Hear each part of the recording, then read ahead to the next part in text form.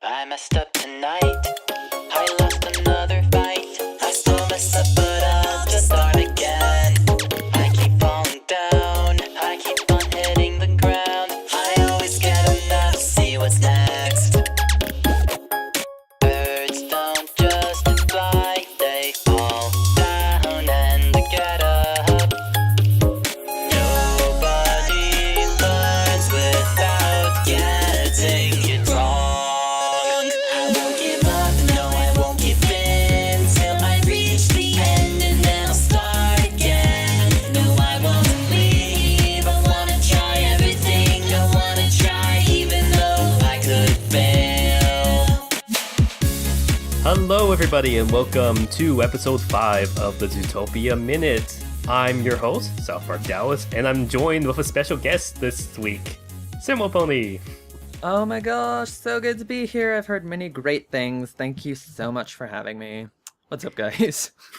And we just watched minute 5 to minute 5:59. And we Yes, start time's at when, At my spoilers, favorite... Judy kicked Gideon in his stupid face. Yes, really hard. Really hard. Very gratifying. Yes, and we end at the police academy when the polar bear instructor says, to name a few. Listing off a few of the biomes, the districts that exist within the city. have So we a get a lot little of bit fun more stuff. of a glimpse at what this city is like, other than that wonderful kindergarten demonstration that we saw 15 years prior, which also gives us a good idea of how much time has passed. 15 years. So I suppose they do sort of age like humans. Maybe. But we're speeding up because we want to talk about Gideon. Isn't Gideon just a little jerk? What is it with Gideons in fiction? Everyone named Gideon in fiction seems to be a jerk. You have the Gideon character in Gravity Falls, who's just a annoying rich kid. You have Gideon and Scott Pilgrim, who's the evil 7th ex-boyfriend. What's with Gideons? I don't know. Is it Now just I'm the trying to think go-to of other name? Gideons. If you're named Gideon, write in and We want you as a explain guest yourself. on this podcast. No, We want you I mean, to maybe. explain Be yourself. Okay, do. so what I thought was kind of cute was you could see Judy's nose twitch when she's like excited Yes. or worried or scared. And the weasel kindly points that out to everyone. Look at her nose twitch. We don't need a weasel commentator. No. What's the weasel's name? Did the Travis. weasel have a name? Travis, that's right. Which is funny because I have a friend in the furry fandom who's named Travis and... No, Is he he's a a weasel? fox. No, he's a fox. Never mind. Oh, dang. Okay, that's so close. Okay, yes. But what's his veggie sona? Oh, I need to ask him what his Vegisona is. All right. Well, actually, I was confusing him with another friend I have named... No, actually, no. I have a friend named Trevor who's a fox who has... And then Gotcha. the one who's named Travis, actually, I think he changes his sona every single week. Like, I think it's currently a duck, but before then it was a beaver. Cool. He's probably going to be a cornucopia of different fruits. There you go. Yeah, really interesting scene for this minute, because we have that nice flash forward as well. Although, before we get into the future too much, I didn't really think too much about how Judy managed to get those tickets back from Gideon until watching it this time. And I watched it through a few times, and, like, the camera never really shows you what happened. It's just...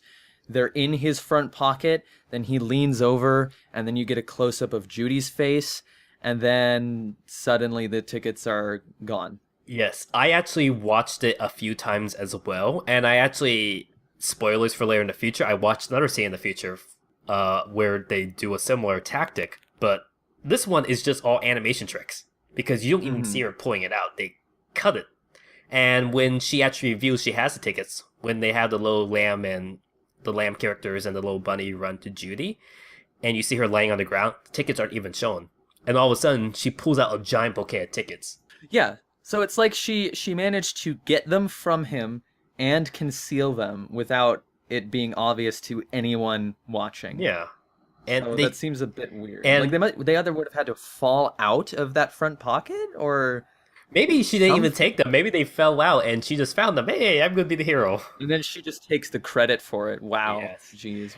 But, it's like, it it's one of those animation tricks. Like if you watch the old Disney movies, like if you watch Aladdin, that scene where he's falling down the Cave of Wonders, if you freeze frame it, you see that his body's just stretching very long in odd shapes to make the Oh yeah, falling motion. there's a word for that, and I have plenty of friends that would know the technical term, but maybe it's a tween or something. Yeah, it's That's like more of a tweens. Flash thing, but it's a way of making the animation look more fluid by you have your keyframes where this is the actual pose that you want to pay attention to, right? Your character is going to be in this position. That's what you want the eye to really see. And then between those keyframes, when there's motion going on, you'll get this weird, exaggerated, blobby, stretched out shape, which looks totally bizarre if you freeze frame it. But when you all play it together, it makes the animation... It runs very smoothly and it makes it nice. look a lot better, basically. So that's interesting. Yeah, I think we kind of see, even though it's CGI, they kind of do the same thing, because I guess it would be, the tickets are so big, it would be kind of obvious if they were in the real world. I mean, it's kind of location out of when she pulls it out. frame by the time that she must have taken them. But I mean, even before any of that ticket snatching shenanigans goes on, we have a bit of an aggressive move by Gideon. He actually Do you think he scratches was her. overtly aggressive? Do you think it was too scary for kids? Well, I don't Like, know, he- because I hadn't thought about this either, because this wasn't, I mean, you know, to some extent when I was younger, I experienced this sort of thing. But in a lot of schools and a lot of different communities, bullying is still a problem that goes on. We think of it as this sort of stereotyped thing. And I don't know if you grew up with bullying. I went to a private school for most of my education, and it did happen, but certainly, like, most of my experience with bullying came from how it was portrayed in the media rather than a whole lot of direct observation of it happening to me or friends. So I've always wondered about that, if this kind of So thing is you're something saying that kids you have to- weren't bullied that much in school, you're saying? I wasn't much because it was a very small school. My graduating class at the time we graduated was the largest in the school, and this was a K through 12 school, and we had 25 people, if that gives you an wow. idea of how small this school was. So everyone just kind of knew everyone, and maybe, you know, in elementary school, of course, kids are jerks to each other. That's just how kids are. But, I mean, it was never anything really serious as far as I can remember. So I actually went to a private school for elementary school. I went to a public school for middle school. And then for high school, I went to a military academy, which Right. that's why I like the where we end on that minute, because seeing the police academy kind of reminded me of first time going to military academy. But I don't think because it, like we were saying, you were private school, I'm private school. We didn't get, I guess, the normal media portrayals of bullying, and I always thought that was like a fictional thing. I didn't think bullies would be that aggressive, because if something like that really happened, wouldn't parents get all up in arms where are and the complain? adults? Like, why are these adults just absent, like so out of touch with their kids that like they don't know that this is going on? But I guess that actually can be a reality for many kids. So I feel like that's probably something that Disney has to think about when they have scenes like this. They need to think how it's going to impact kids who might be going through something like that in their day-to-day life. But it's something that I'm not sure whether it's good or bad. But so I like, if you guys know, I like studying different media and how different storytelling elements are portrayed in different formats. When you have a movie that's about 2 hours at max in length, you have to kind of rush and speed things along. So you have to kind of cram as much story points and crystallize these characters right away.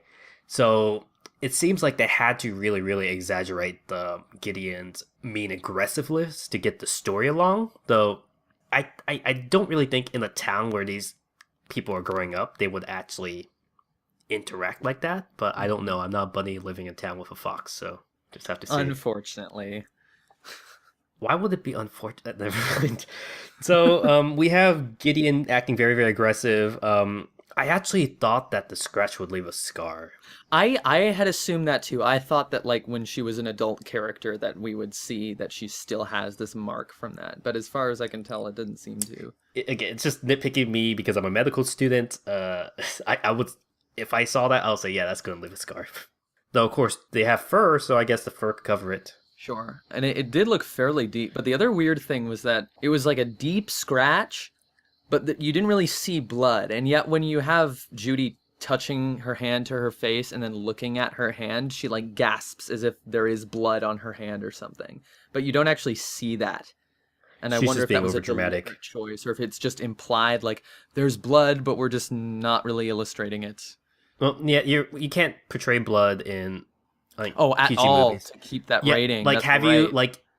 you like my one of my favorite film trilogies is the Christopher Nolan Dark Knight trilogy, and you've noticed that there's never blood in any of the Batman movies. Is there not?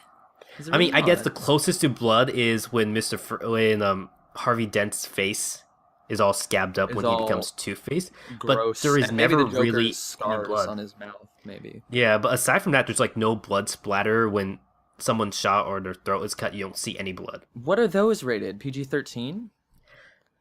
R?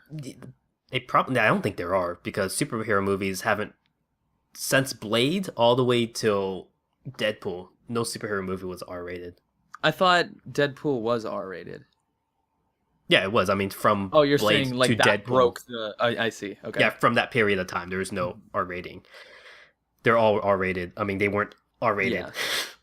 So I don't know. Maybe they couldn't portray blood. Maybe they were trying to portray it, but they made it look really really pink. But also, won't you think Gideon would get in a lot of deep trouble? I don't think his parents would approve of that, or even if they didn't Who really knows care. where I his don't think parents Judy's are. parents would. I don't think Judy's parents would. Maybe he's care a for that. street urchin. Maybe he doesn't live with his parents. Street urchin. He's not an urchin. He's a fox. This is my urchin Sona guy. Okay, let's look that up. If there's an actual urchin, I'm going to use my Where- one Google search. To Yeah, see if where are there's all the urchins sea somewhere. urchins in Zootopia, guys? Come on. You gotta represent all these animals equally here. What would an anthro sea urchin look like? Can we? Yeah, hold don't on. I know, want to. because I have tried to like I have played around with trying to make a when I was at my first furry-con was Anthrocon, and I'm not a furry, but I like drawing, so I tried to draw other people's sonas. I tried to draw different animals that haven't been sonas or anthro into different I just forms. looked up. I just looked What? up sea urchin for Sona, and the first Yeah. results are all like Sonic OCs. Of course. Oh, yeah, I see a course. Sandshrew. No, but I have tried to draw. Like I tried drawing a squid as a human. I tried drawing a seahorse as a human. Those are really hard. Oh, So I'm Jesus, not sure how to do a seahorse? sea- How would you Yeah. even do a seahorse? That's the problem because drawing a seahorse, Involves would- drawing a seahorse. Like you don't know it's a seahorse unless you've obviously made it a seahorse. yeah, because the feet, it would look like some type of sea dragon if you had the human feet or something popping up. So, yeah, it was very hard. I guess I could post pictures later for people to see. But I'm looking at pictures of urchins on Furfinity, and I just see just a regular urchin but with two giant eyes on it. See, now I'm just afraid of what the urchin porn must look like on the internet. Like, I don't even want to know.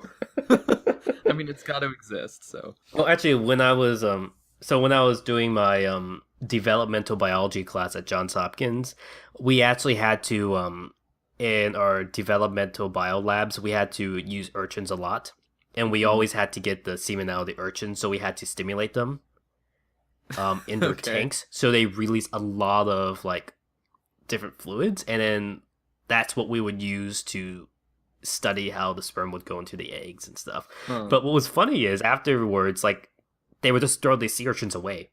I mean, these are living creatures, but they don't need them anymore. So a lot of the Asian students, specifically transfer students from like Korea and Japan, would ask the teacher to take them home and like eat them. Sure. Because apparently sea urchin sashimi is very prized. I had it once. I didn't think it was worth the $17. Well, it's like, it's one of those sea creatures where it's like a tiny, tiny morsel of edible part that you have to dig out of this like hard shell. So I actually took one home to eat. And how was it? I didn't even bother eating it because it looked nothing like the sashimi I had the last time I had sea urchin sashimi. I mean, It was all brown and mushy. Yikes. Yeah, no, I've been watching Lost because it just got put on Netflix, and Jin, the Korean guy, in like the first season, is like harvesting sea urchins from just off the shore and like offering it to the other passengers on the plane, and they're like, what on earth is that? No thank you. I don't think I've had sea urchin. I don't think it's. I like oysters, but I don't think sea urchins are Oysters are really tasty. amazing. But we were talking about food, so want me to mention my last food Oh that I yeah. had. Let's get that So, squared away. keeping with the tropical theme, when I was at the Tiki area of Adventureland, outside the Tiki Room, there's a bar that serves Dole Whip. If you don't know what Dole Whip is, I do know what Dole Whip is, and I hear it's delicious. it is delicious. It's pineapple and I think coconut milk blended to make some type of ice cream like concoction. And they also sell pineapple juice separately. But if you ask for them together, you could get a Dole Whip pineapple float, and that's what I had. So I had the Dole Whip in a cup of pineapple juice, and it was amazing. Ooh. That one sounds like you could definitely put some rum in it or something. Make something really good.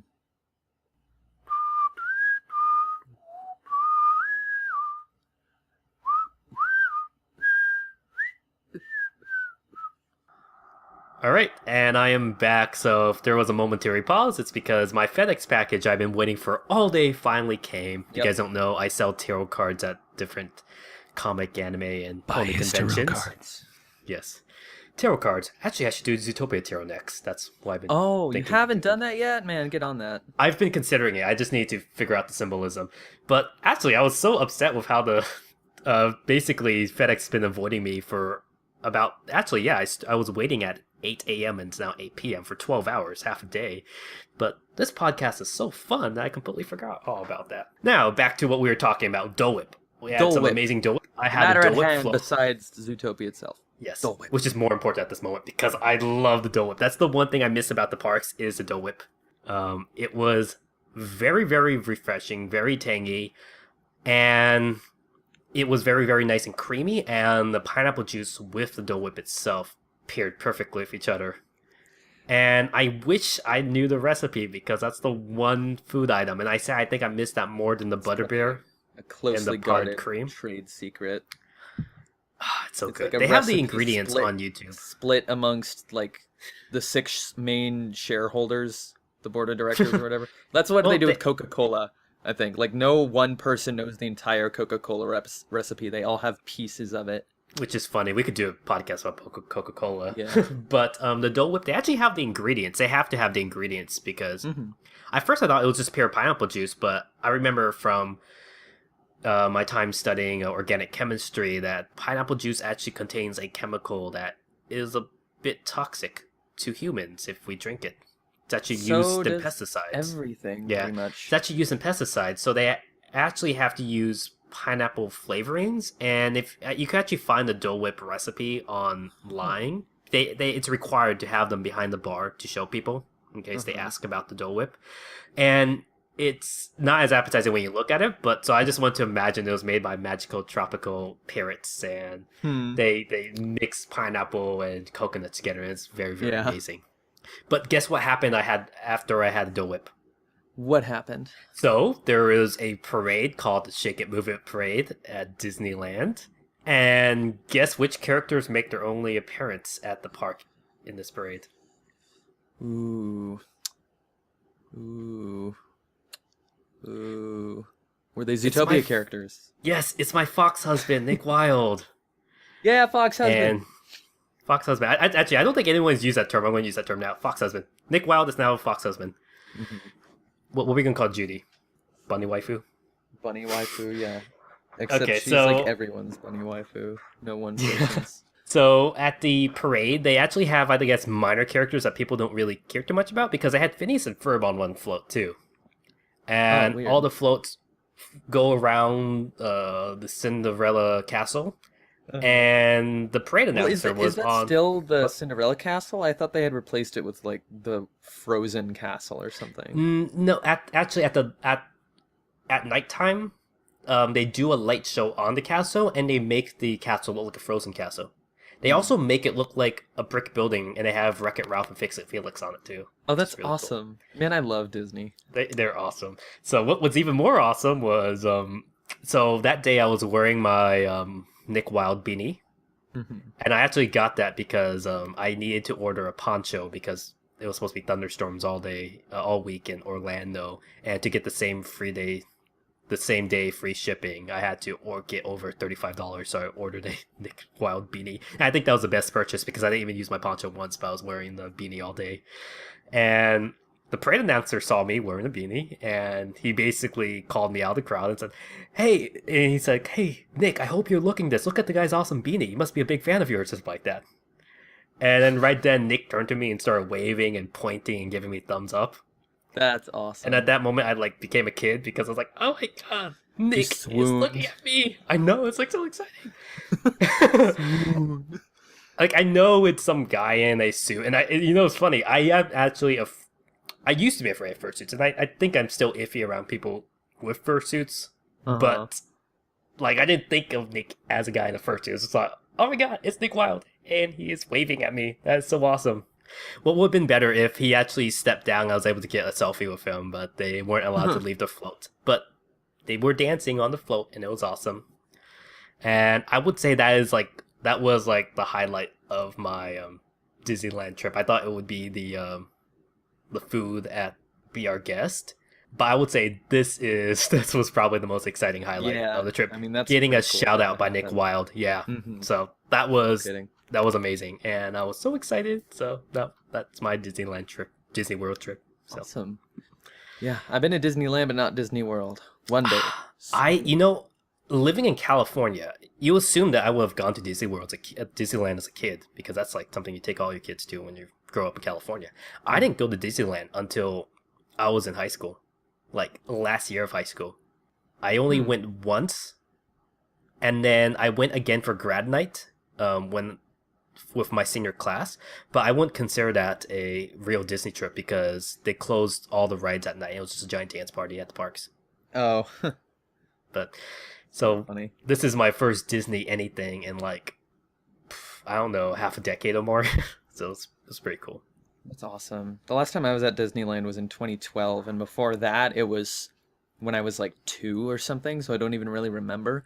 And I remember thinking man, why I get why parents take their kids to Disneyland and to cool events like that, but I'd rather be taken when I'm old enough to remember it. Because it's you took me along, but my consciousness wasn't along for the ride yet. I hadn't really started recording. That's in my what head I was yet. thinking. I was asking my friends. There's that instance of going to Disneyland, and I have the only memories I have from that are walking, basically. Which, that's a big part of the Disneyland experience anyway. Were you grumpy? Were you about to cry? I don't know. I just remember walking and being short. My vision was lower to the ground than it is these days, which is kind of weird. But then there was also a time when, similarly, I think my second birthday, my parents took me to the top of the Space Needle here in Seattle. And I was like, man, this is a ripoff because I have no memory of that either. And the only other time I've ever been in the Space Needle was back in 2010 or something. How hard is it to get into? The Space Needle? Yeah. It's not hard. It's just expensive, especially if you want to go to the restaurant. The restaurant is kind of high end. I don't know if it's actually all that good, but it's it's supposed to be a swanky upper high class place, and all the entrees are $50 a plate kind of deal. Yeah, because that was the one thing I noticed when I was at Disney World. Well, I had an awesome time. I didn't let other people get to me because, hey, Nick said hi to me. It's awesome. But yeah. I remember seeing a bunch of parents with miserable kids and miserable parents with miserable kids, and yeah, I gotta say, if you're a young parent, basically, why do you even want to go to Disneyland? Because if it's for you, I get that, but then you're gonna be stuck with bringing your kid along. I would rather go to Disneyland with just my spouse and leave the kids are going to get tired. Yeah, their kids are going to get tired. They're not going to really remember too much. And actually, the one common phrase I kept on hearing from parents was, "Do you know how much this vacation is costing me? Do you know how much this vacation is costing me?" So, and I don't know. I talked to my the friends I went with afterwards. We were thinking, if we had kids, when will we bring our kids? Because it has to be at an age where they could at least remember, but not too old where they won't be included in all the childlike rides and stuff, because it's a certain cutoff age when you're considered an adult for Disney. You can't do all the kiddie stuff. But Mhm. I'm not sure when's the right age because I didn't go until like senior year of high school. So I just wouldn't bring my kids until they're like a teenager, maybe, or like at least old enough to be responsible, and like I don't necessarily have to watch them the whole time, you know? oh, would Because you let otherwise them it's run just a around on their chore. Like own? it's not even a vacation at that point. It's like Yeah. you're in a neat setting, but with kids, and that's gonna heavily limit your ability to enjoy yourself. Would you let them run around on their own? I guess. If they're old enough, is what I'm saying. Like if my kid is like 15 or something, sure, as long as they have a phone, you know. Okay. Well, actually, that's the one thing that surprised me. Aside from that brief appearance by Nick and Judy on that one parade, they weren't even in the other parades during the entire park. They didn't have any character meet and greets. And what surprised me was there's no merchandise for any Zootopia stuff in any of the parks. And we thought there would be something at least in Animal Kingdom, but there's nothing. So I wasn't, yeah, I was really surprised that there was no Zootopia stuff. And even like all the cast, almost every single cast member I stopped that, at almost every park stopped me and said, "Oh, I love your Nick hat. Where'd you get it?"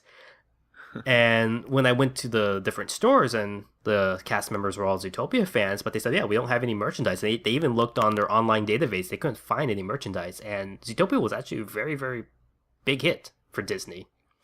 And the fact they don't have any merchandise of it really surprises me. And Yeah, that's kind of weird. not even I a mean, meet they and were greet. super, super duper aggressive with the Frozen merchandising. Like that was everywhere, and it still is really. So that There's is like a kinda Frozen ride at every park I've been to. surprising. It's kind of crazy. Oh, they turned a Norwegian ride into a Frozen ride at Epcot, and it apparently Oh. it pissed off all the Norwegians. So where did you actually stay? We stayed at an Airbnb by Oh, so you weren't actually like in one of the hotels in there or no, anything? it was in a hotel by SeaWorld, but no, we didn't stay at resort hotel. And I think that's the one thing if I could change the trip next year, I'll definitely go to one of the resorts because I think that would be a better experience. Yeah, well, because I've been to Disneyland, not Disney World, and honestly, the thing that is amazing about Disney World to me is just the sheer size of it and the fact that it's like this area that's the size of a city basically, all owned by Disney with multiple theme parks and like massive infrastructure just to support this massive theme park. It's got public transportation, you know, with those monorails, plenty of roads going around. There's got to be utilities to all these different buildings and just so many different hotels and different theme areas. You can even go camping, like Yeah. RV camping. You can rent a cabin.